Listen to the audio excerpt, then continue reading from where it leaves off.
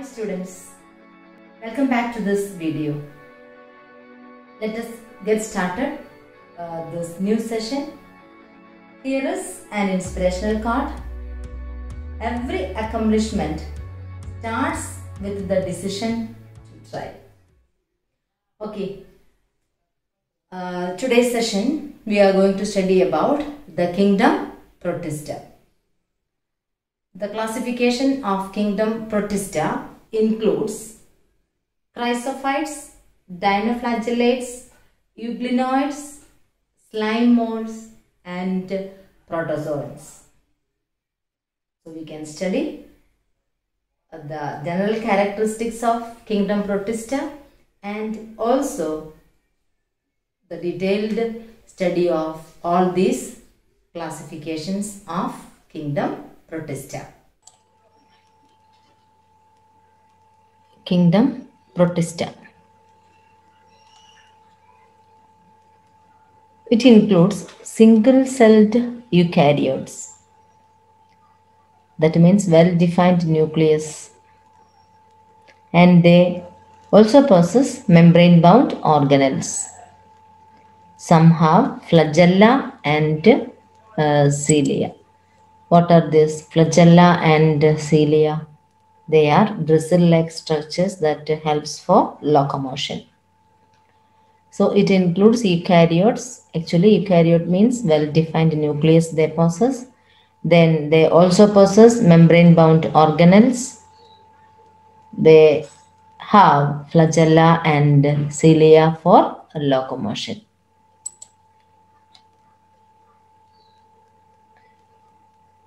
What about their habitat? They are aquatic. What do you mean by aquatic? They are living in water, aquatic. It's a link with plants, animals and fungi.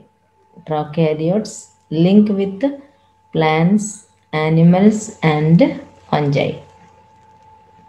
What about their mode of reproduction? They reproduce both asexually and sexually. Asexually and sexually. Sexual reproduction, cell fusion. After that, zygote is formed. What are the different types of Protista or classification of Protista? Which are they? It includes first one, chrysophytes. Second, dinoflagellates. Third, euglenoids. Fourth, slime molds. And last one, protozoans. Chrysophytes, dinoflagellates, euglenoids, slime molds and protozoans.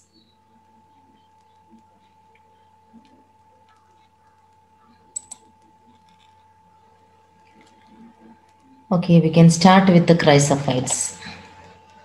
What are the characteristics of chrysophytes?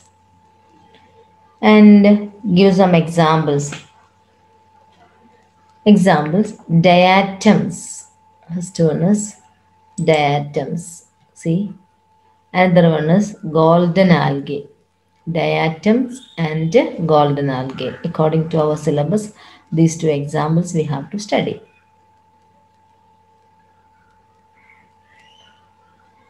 Then we have studied Protista. Their habitat is water. They live in water or aquatic. Yes, both freshwater and marine environments. We can see them in both freshwater as well as marine environment. Freshwater, pond, well, etc. Marine water, salt water. Okay, they are microscopic and float passively in water currents. They are known as plankton. Most of them are photosynthetic, which means they are able to synthesize their food. Examples, diatoms and golden algae. Golden algae is otherwise known as desmids. These names we should study. Examples diatoms and golden algae. Other name of golden algae is desmid. So these are the characteristics. They live in freshwater as well as in marine water. They are microscopic, float passively in water currents. They are photosynthetic, and diatoms and golden algae are the examples. What about the diatom? See the structure.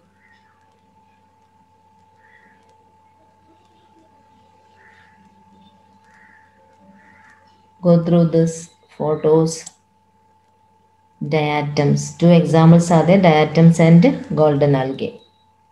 This is the photos of diatoms.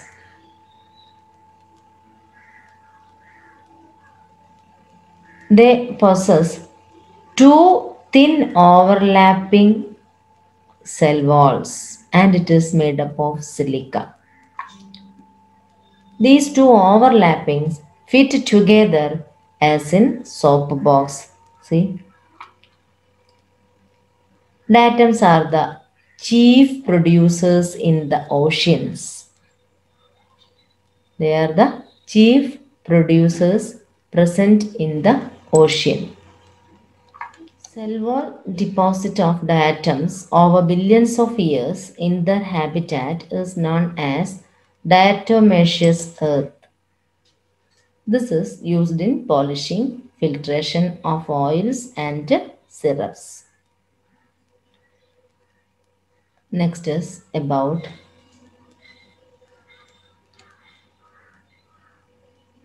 dinoflagellates, the second type of protista.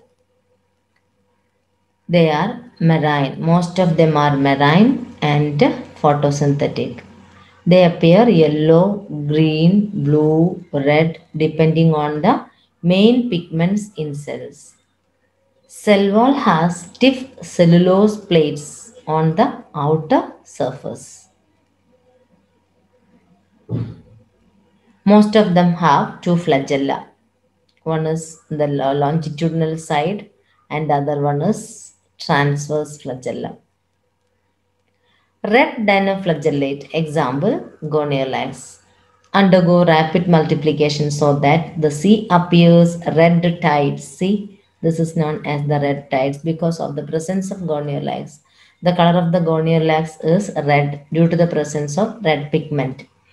They release toxins that kill marine animals like fishes.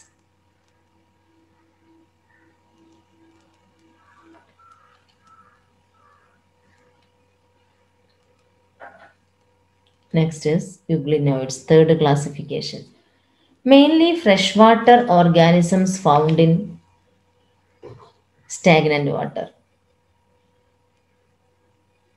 This euglena we can see in the stagnant water. This is the diagram. Instead of cell wall, they have protein rich layer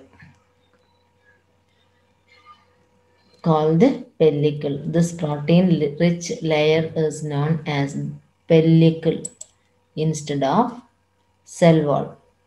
Okay. It gives flexibility to body. They have two flagella. One is short and the other one is long. This is the long flagella.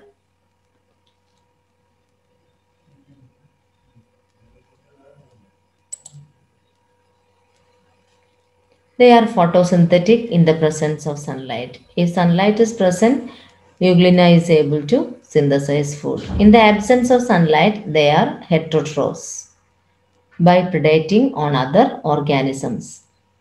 The pigments are identical to those of higher plants. Example, euglena. This is euglena. Slime molds, the fourth type of protista. They are saprophytic protista.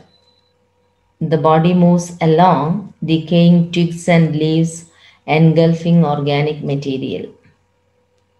Under suitable conditions, they form an aggregation called plasmodium.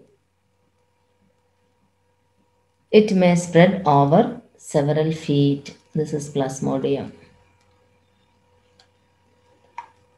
Under unfavorable conditions, Plasmodium differentiates and forms fruiting bodies. This is fruiting body.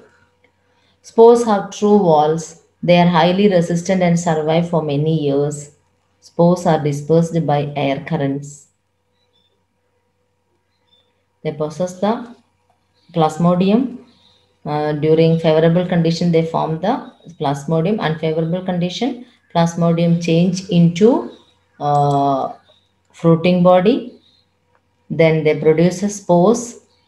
Spores gives rise to gametes, fertilization, then zygote, then that life cycle continues. Based on the syllabus, you don't want to study the life cycle, but you should know about the Plasmodium and the fruiting bodies.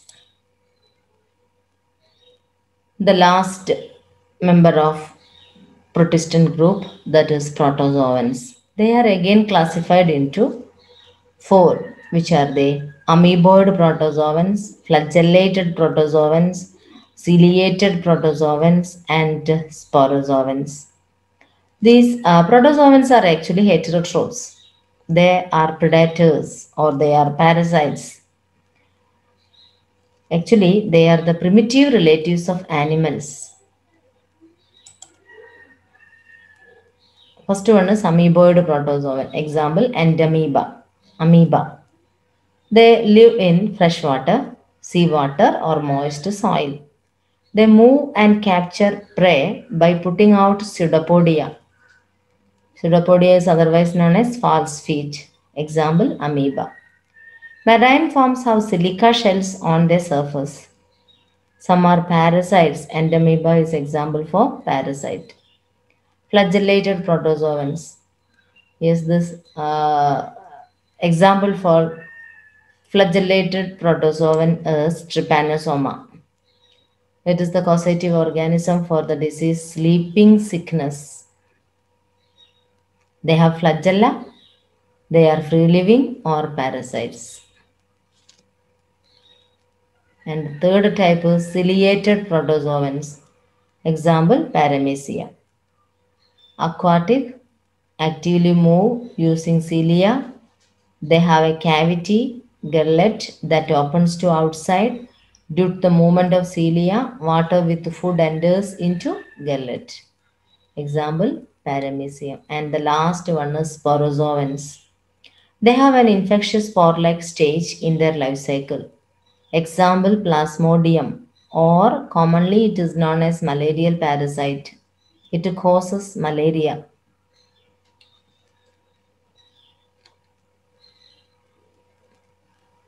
Okay. While concluding the topic, let us remember what all things we have studied. Kingdom, Protista, and the classification of Protista. Okay, students, that's all about today's class. Thank you for watching this video.